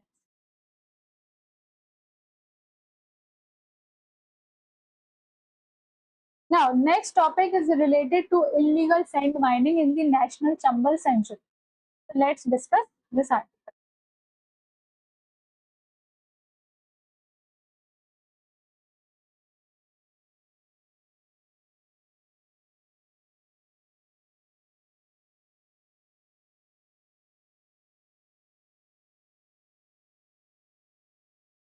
Yes. So see, let's discuss. Recently, what happened that if we talk about the regions near the Chambal River, so there we have the National Chambal Sanctuary. So what was happening that in that area, some people are illegally removing sand from the Chambal River area. Why they are removing sand? Because sand is very important minor mineral in India. Why it is important? Because sand has variety of applications. For example, sand can be used in construction. It can be used in buildings, roads, other kind of works. Even it can be mixed with the cement also for the construction. That's why sand is very valuable mineral in India. And since it is valuable, it has been mined illegally by the mining mafias in India. Now, mining the sand illegally or mining the sand in what we can say in the unresponsible manner will be having a negative impact on the ecosystem. Why? Because if you are mining the sand illegally, more and more sand, it will destroy the river banks. And on the river banks lives the endangered species. For example, turtles, or for example, dolphins, birds, etc. etc. That's why it will destroy the habitat of all these species. It will, what you can say, it will destroy the aquifers of groundwater also. Because in that fresh water, the the salty sea water can also be mixed. So all these are the problems which can happen if you are mining the sand illegally. Now, what is happening? What happened at present? Some of the forest guards tried to stop these illegal the sand mining mafias. But two forest guards were killed by the mining vehicles. And because of that, the Supreme Court has said recently that you must provide the protection to the forest guards. Then only these guards can take action against the illegal sand mining. So that's why the court has said the forest guard should not fear the legal cases. That's why you must provide the immunity against prosecution. Then only these forest guards can take any. So here, which article is important? Supreme Court was able to do that under Article 142 because Article 142 is repeatedly used by the Supreme Court of India to ensure complete justice. And what are the other solutions which are suggested by Supreme Court? Other solutions like you have to increase the forest staff, you have to increase the awareness among the forest staff, you have to train the forest staff, and you can increase the CCTV surveillance also.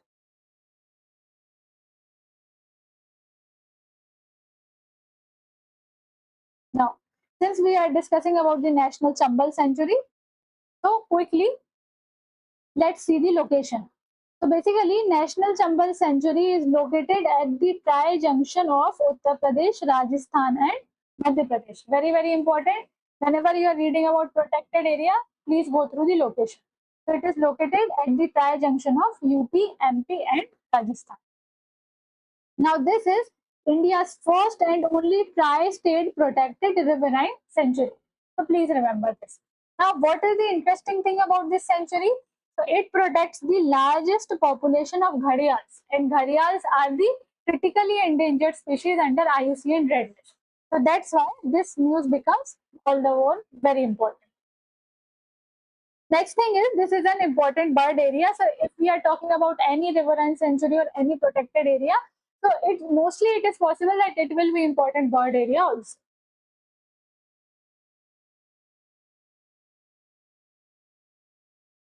Now, since in this article we discussed about the sand mining, and UPSC has already asked a question on sand mining in 2018.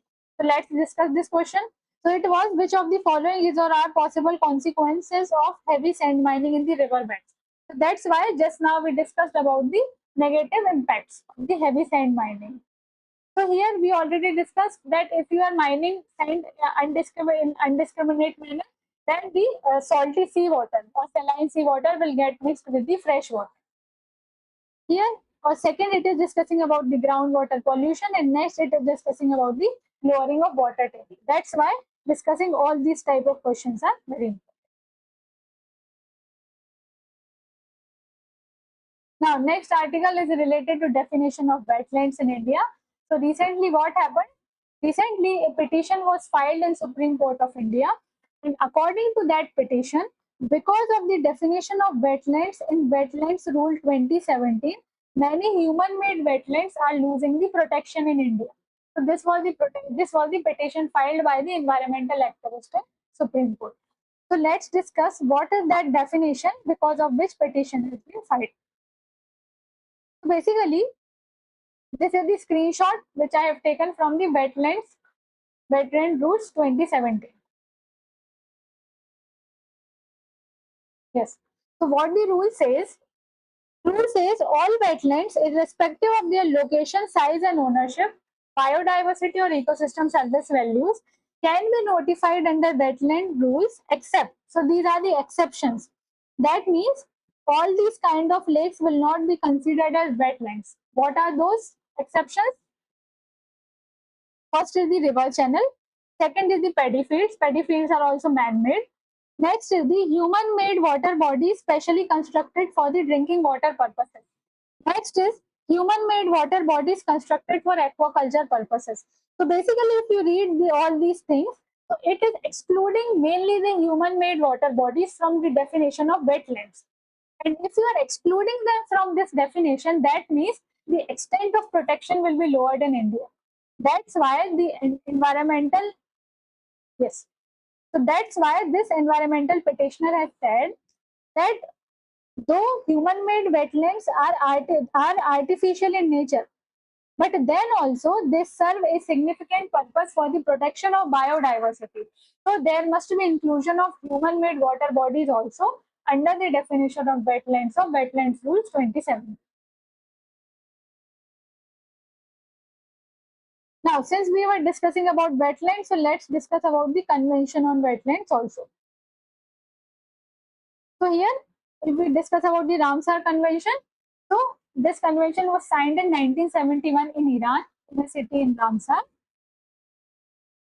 Please note that though this convention was signed in 1971, but India ratified this convention only in 1982. So please remember, India did not ratify in 1971 itself. India ratified it in 1982.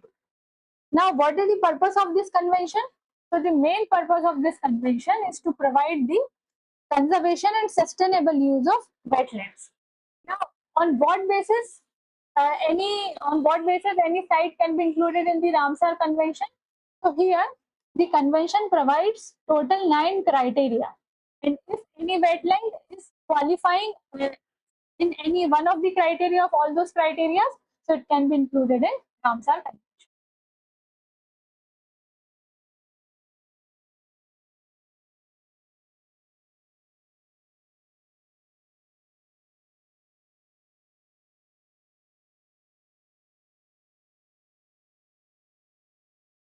Yes.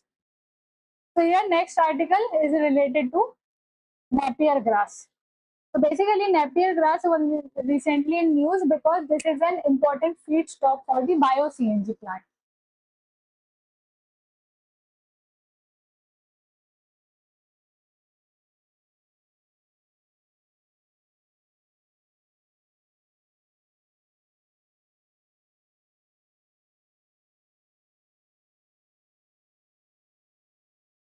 Yes. So here, if we talk about the bio-CNG plants, so see, bio-CNG plants are very important source to generate renewable energy, right? So that's why if we discuss about the bio-CNG plant, so here it will be requiring the organic feedstock, right? So what all organic feedstock can we use? We can use different kind of, we can use the agricultural residues, we can use other kind of organic materials, we can use different kind of grasses, etc., etc. And in this context only, we will be discussing about the Napier grass or elephant grass. Because Napier grass is considered as important feedstock for bio-CNG plant. So see how bio-CNG plant will work. First of all these organic things will be converted into a slurry by adding the water. And then under the yes, and then under the anaerobic conditions or in the absence of oxygen, microorganisms will act on this slurry. And finally, these microorganisms will produce what we call as CNG. So basically, they will produce methane, raw methane. So this methane will be the hydrogen sulfide also. Then it will be purified, and finally, we will be getting the best natural gas or the purified natural gas. So now for this bio-CNG plant, Napier grass is very important. Why it is very important? Because of its properties, like its energy output to input ratio is very, very high. That means 25:1. Can you imagine? Since output input ratio is very high, its yield is very high, it can withstand the drought conditions. So that's why it is considered as excellent feedstock for the bio-CNG plants. And it can be harvested 5 to 6 times annually. That's why easily you can get a sufficient quantity of feedstock for running your bio-CNG plants. Now, we talk about the Napier grass.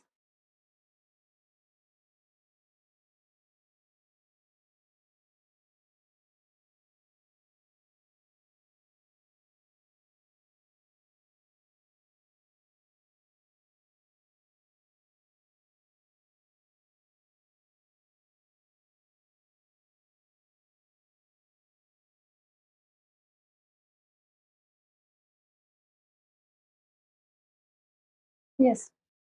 So if we talk about Napier grass, so we must know that Napier grass is native to what region? So Napier grass is basically native to Africa as well as Southeast Asia. Please, it is widely used as a feedstock. Mainly it was used as a feed for livestock and in bioenergy applications. So it is used as a feed for the livestock also, as well as it is used as a feedstock for bio-CNG plants also.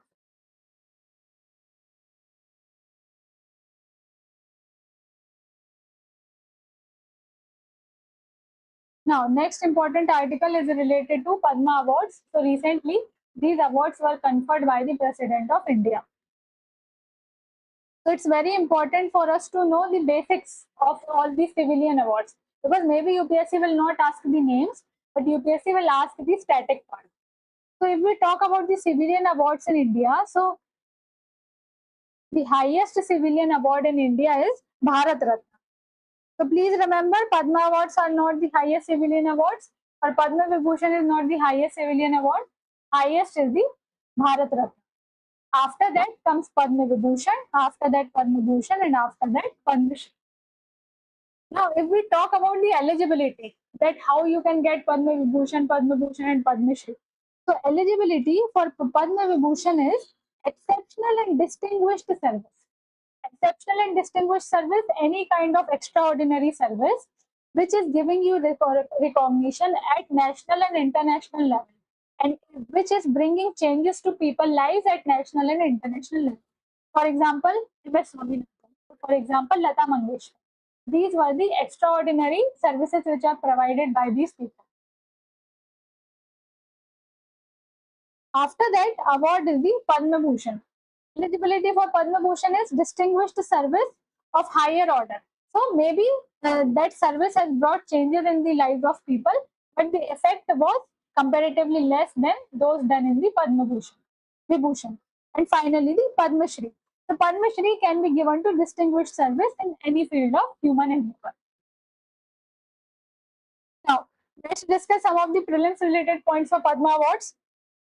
So, these awards are announced every year on the eve of Republic Day, and they were instituted in 1954. Now, they were instituted in 1954, and they are given every year. But there were two interruptions also, and this thing was asked in UPSC. These awards were interrupted two times in the history, one during 1978-79, and second was 1993 to 1997. So please remember, though they are announced every year, but in history we have two disruptions, and these were the time period of disruption. Next is, these awards are given by the President of India. They are conferred by the President of India, but recommendations are given by the Padma Awards Committee. Now, their recommendations is based on the nominations.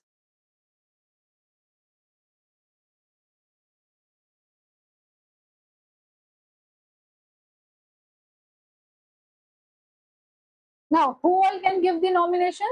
The nominations can be given by any citizen of India or any ministry, any state government, any. So these nominations will go to the Padma Awards Committee, and based on all these nominations, based on all these analysis, recommendations will be given to the Prime Minister and President, and finally they will be approved by the Prime Minister and President of India.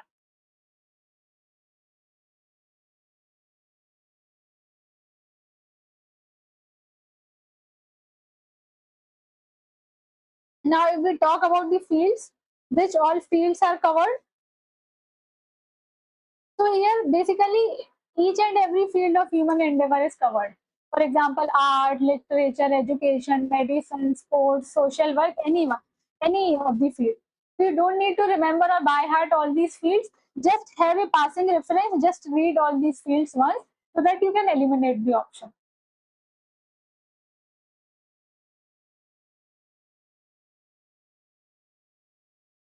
Now let's discuss who all are eligible. So Indian citizens, obviously, but not only Indian citizens. So here foreigners are also eligible, NRIs are also eligible, person of Indian origin are also eligible, and OCIs are also eligible. Most important thing is awards can also be given posthumously. So please remember all these eligibilities. Indian citizens, along with that, foreigners, NRIs, person of Indian origin, OCIs, and be given posthumously.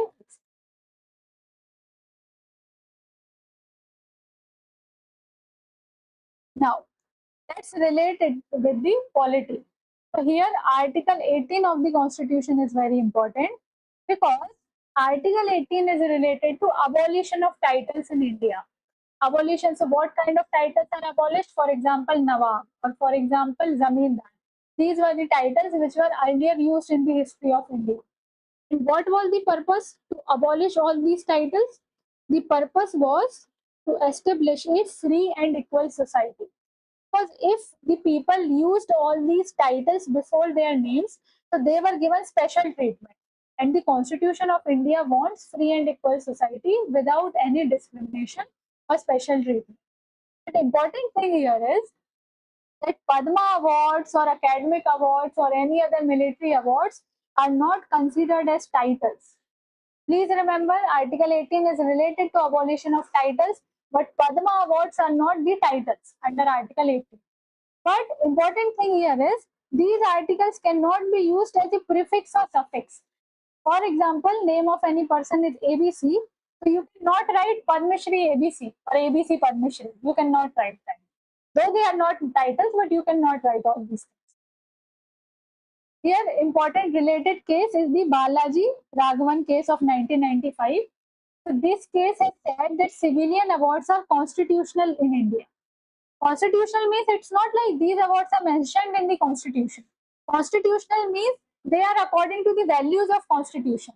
That means they are upholding the law of the country. They are ensuring equality in the country. That's why they are constitutional in nature.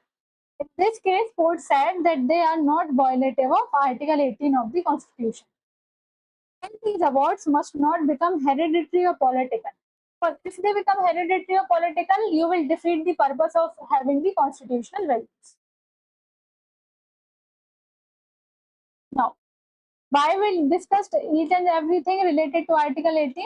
Because UPSC has asked question in 2021. So what was that question? First statement says Bharat Ratna and Padma Awards are titles under Article 18 of the Constitution. We already discussed it's not a title. Next thing is year was asked and suspension was asked. This also we discussed that it was instituted in 1954, but it was suspended twice. So that's why whenever you read any article, go through the revised results.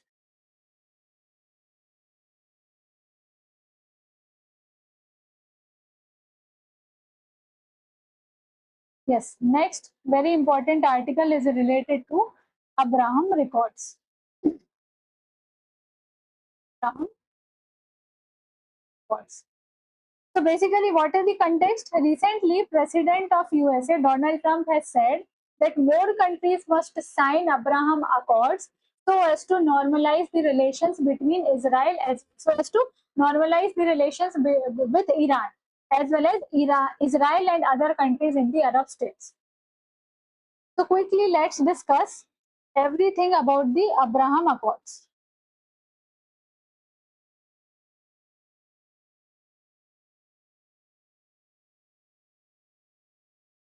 Yes. So basically, if we talk simply, what are Abraham Accords?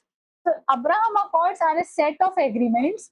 And the objective of these agreements was to normalize the relationship between Israel on one hand and other Arab countries on the other hand. And who brokered or who mediated these agreements? So it was done by United States. See, let's discuss the history first.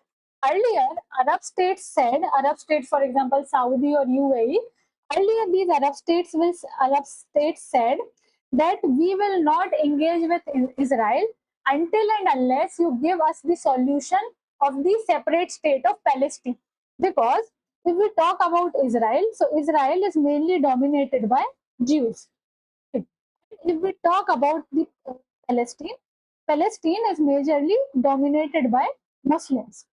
That's why most of the countries in the Arab world were favoring the two-state solution. So they were saying, until and unless you are not giving any solution for the Palestine to come out from the Israel or make a separate state, we are not going to engage with Israel. But now the world is changing, world is modernizing, as well as need of the countries are also changing. That's why now the countries in the Arab world have agreed to engage with Israel at diplomatic level, at economic level, etc., etc. That's why Abraham Accords came into the picture. So these accords tried to normalize the relationship between Israel on one hand and other countries of the Arab states on the other hand. So if we talk then that when it was signed, so it was signed in 2020, please remember. And initially it was signed by UAE and Bahrain. So basically, initially there were three signatories, Israel, UAE and Bahrain. After that, two more countries joined, they were Sudan and Morocco. So basically at present it have, along with Israel, it has four other important countries. Now, why this name of this accord is Abraham? Because Abraham is a central figure in all the religions which are related to these countries. For example, it is related to Jews also, it is related to Christianity also, and it is related to Islam. That's why the name of these accords was Abraham. Now see, now the president of USA is saying that more and more countries must sign the Abraham Accords to normalize the relationship with Israel as well as Iran. Now see, if we talk about Israel, so this is the boundary of Israel, right? This is Israel. And these small discreted parts are the part which are supported by Palestinians. So basically here people want a separate Palestine, which will include the West Bank also, which will include the Gaza Strip also. Now, important thing here is, since we are talking about Iran, because we want to normalize our relationship with Iran. So what Iran is doing from history, from past few years, Iran has always been anti-Israel, and Iran is supporting all the rebel groups. For example, the Hezbollah. Iran is supporting all these rebel groups in Israel. Now, when the US president is saying that Abraham Accords you sign, we can normalize the relationship with Iran, actually this is contrary.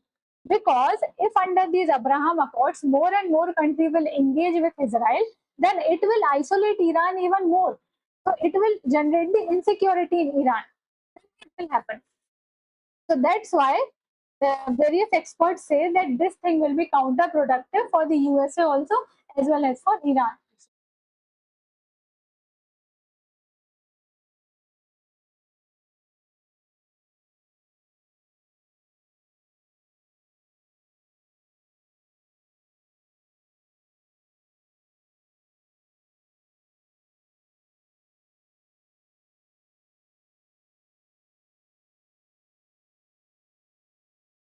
Yes. So here a question was asked in Prelims 2023. Please read this question. It was statement one, statement two question. First statement is, Israel has established diplomatic relations with some Arab states. So see, here directly name of any initiative or agreement was not used in statement one. But even if you had any idea about the Abraham Accords, you could have easily said that yes, Iran is engaging with some of the Arab states under some of the initiatives. So these kind of statements can be asked in UPSC. Now, next important article is related to Bhavya scheme. So let's discuss about this scheme. So basically, Bhavya scheme is related to the development of ready-to-use industrial parks. Ready-to-use industrial parks. So this is the main objective.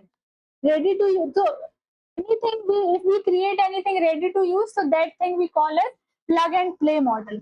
So here, whenever you read about the news, so you will read this statement, plug-and-play model. So what is the meaning of this plug and play model? Plug and play model means you are developing anything ready to use.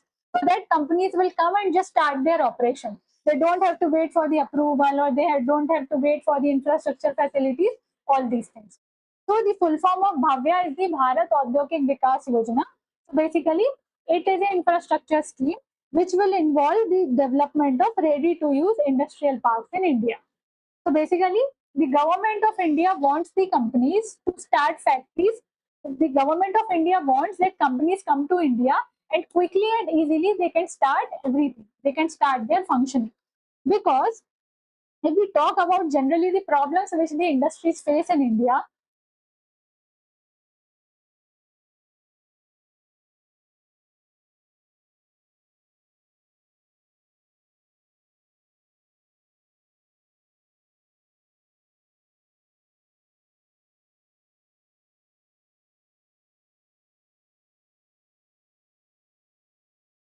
Yes. So if we generally talk about the problems which industries face in India, so what are those problems? For example, lack of land, poor roads, electricity issues, delay in the approvals. All these problems are faced by every industry which comes in India. So this Bhavya scheme will try to solve all these problems in advance. So what government will do? Here, government will try to develop the comprehensive industrial parks.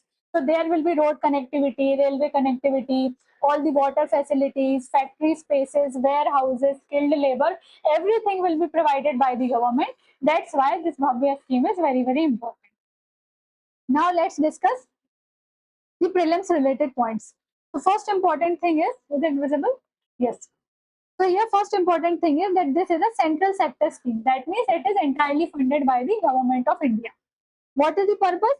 It aims to create world-class, investment-ready, plug-and-play industrial structure. Plug-and-play means ready to use. You just come and you start your operation. What is the nodal ministry? So it comes under Ministry of Commerce, under the Department for Promotion of Industry and Internal Trade. Project Management Agency is also very important because sometimes this can also be asked in prelims. So what is the agency? Agency is National Industrial Corridor Development Corporation.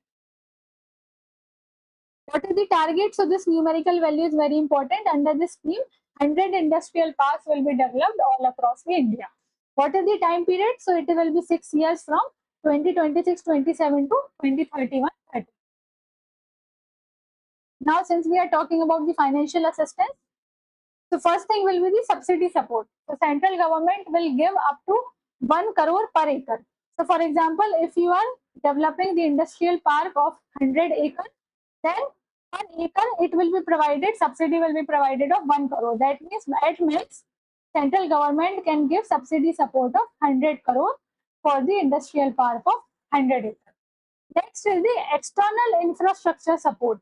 So here 25% funding will be provided to external infrastructure. External infrastructure means the infrastructure which is not actually the part of that industrial park, but it will connect the industrial park with other infrastructure in the market. That's why this external infrastructure is also important. That's why 25% from funding will go to this kind of infrastructure. Now, next important article is related to Nagoya Protocol. So recently, what is the news? Recently, Center has released insights from the first national report of Nagoya Protocol. So what were the insights? What were the insights which were released by the central government? The insights were that India has done a very good, just a second.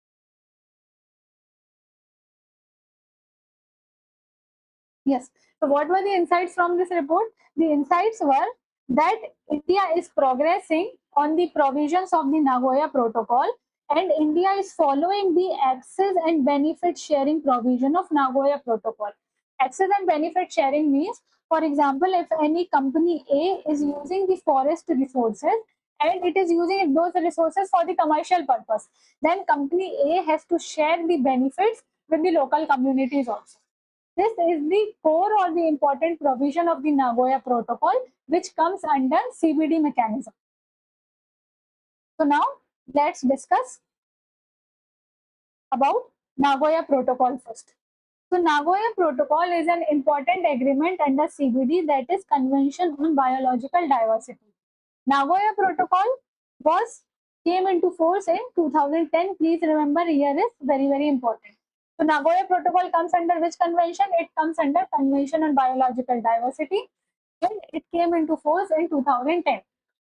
Now it deals with two things. First is access to genetic resources and second is fair and equitable distribution sharing. Access to genetic resources means access to resources like plants, animals, microorganisms in the soil, etc., etc. So here, if you are accessing these genetic resources for the commercial purposes, then you must provide fair and equitable distribution of benefit. So here, distribution can be in the form of monetary form, royalties, technological transfer, etc., etc. Now, since we discussed that Nagoya Protocol is an important agreement under CBD, so let's discuss about CBD. So here, what is CBD? CBD is an internationally binding agreement which deals with the nature conservation and sustainable use of natural resources. So important thing is that CBT is a binding agreement and it was signed under the Rio Summit in 1992. Please remember, first thing it is binding, second it was signed in Rio Summit in 1992.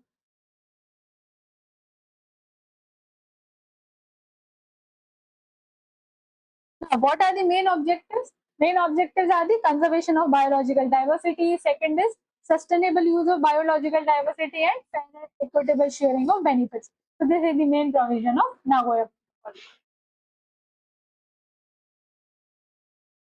Now, these were the important case studies which were given in the article. So these studies can be used, very good example under GS paper 3. The first case study is related to the Sun Pharma. So what happened? Sun Pharma used a medicinal plant from forest areas of Chhindwara district in Madhya Pradesh. So since they used all these things, they used medicinal plant for commercial purpose. That's why they gave this amount of money under taxes and benefit sharing mechanism.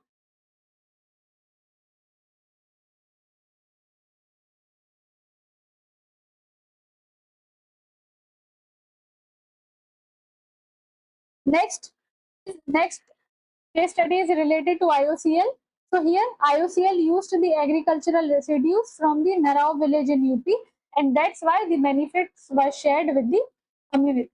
Next article is related to Enzyme Technologies Limited. So this company used particular microorganism which was present in the soil of that area, and it had the industrial application. So this happened in the Dapur village in Maharashtra, and hence benefits were shared with the community.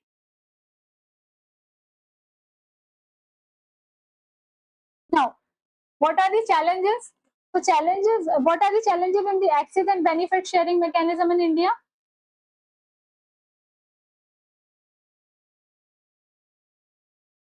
The first challenge is weak digital monitoring. So though we discussed all these case studies, but we do not have an integrated or single database or record. So if we do not have any database, you cannot monitor that whether the companies are actually giving these benefit sharing or not to the people. Next thing is, whenever you talk about the valuation, for example, forest or traditional knowledge or microorganism, it is very difficult to know the value. If you do not know the valuation, then how you will give the money to the company? Next thing is the limited capacity of the local authorities. That means the staff is not well trained. They cannot integrate all these database and they cannot digitize. We need to train the staff also. And there is need for better awareness among the people. Then only they can demand the benefits.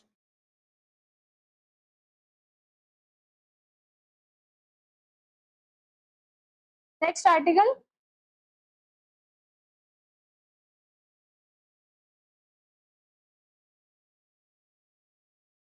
Yes. Next article is related to Uniform Civil Code. So recently, is it visible? Yes. So recently, Home Minister of India has said that whenever Uniform Civil Code will be implemented in India, it will not never be applicable to tribal population. So let's discuss that why Home Minister has said this. See, if we talk about Uniform Civil Code, so Uniform Civil Code is its common civil law for all the citizens in the country. Civil law means any law which deals with issues like marriage, divorce, inheritance, adoption, etc. etc. So these are the civil laws. So now at present, each and every community, each and every religion in India had different laws, have different kind of rules and regulations to deal with all these civil issues. So the purpose of Uniform Civil Code is to create a common umbrella civil law for all these things. Now, recently government has said that UCC will not be applicable on the tribal communities because it will threaten the culture of these tribal communities. Now, first of all, let's discuss that what are the recent protections, what are the present protections that are available to these communities. See, tribal communities are protected under 5th and 6th schedule of the constitution, right? They are protected under PESA Act also because Panchayati Raj Act extension has been done to all these scheduled areas. And there are various customary laws for this tribal population. Now, if we talk about Uniform Civil Code, so this we have discussed what is UCC. Talk about prelims point. So this is part of Article 44 of the Constitution. So Article 44 of the Constitution is not a fundamental right. Article 44 is related to DPSP. So it says that state shall endeavor or state shall attempt to secure a uniform civil code for citizens throughout the territory of India. But important thing is that this is not legally enforceable because this is not a fundamental right. This is a DPSP. Now, if we talk about the arguments in favor of uniform civil code, so arguments are many, that it will ensure equality, it will ensure women empowerment, it will simplify the legal system because at present we have different discreted legal system in India, and it will bring the social reform. These are the what you can say, these are the significance or arguments in favor. But if, just a second.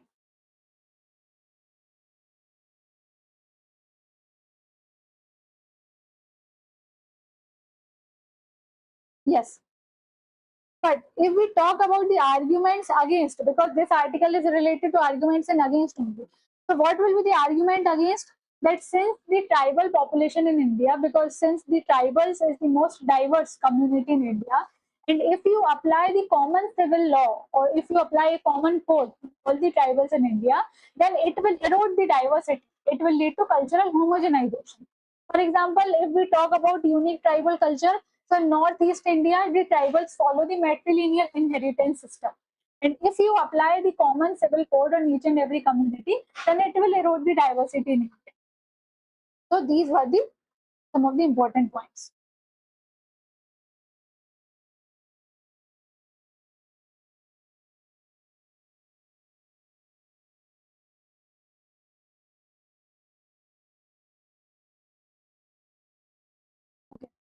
The next article is related to water hyacinth. So recently, the women in Assam have converted the water hyacinth, which is an invasive species in India. They have converted this into livelihood opportunity. Basically, the women or self-help groups in Assam have created livelihood opportunities like creating baskets or sport boats or other kind of goods, and they have converted it into a very good opportunity.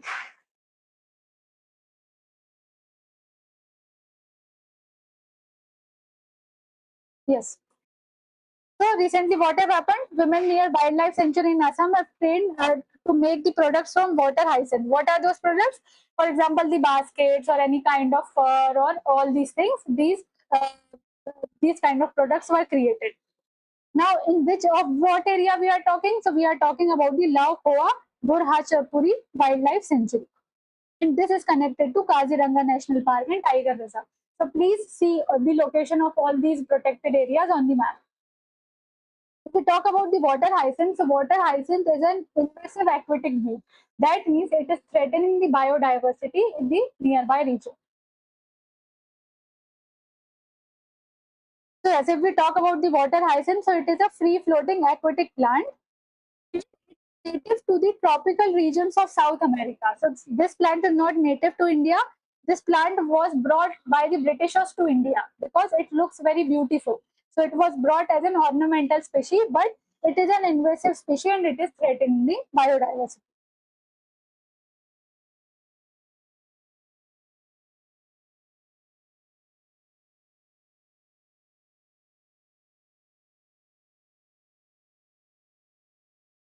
Yes. Now, important thing about water hyacinth is that why it is very difficult to eliminate this.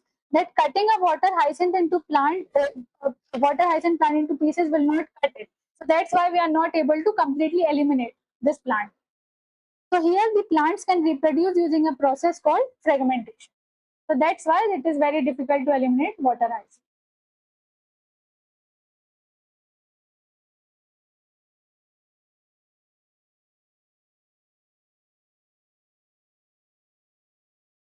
Okay, so I think we are left with one or two news.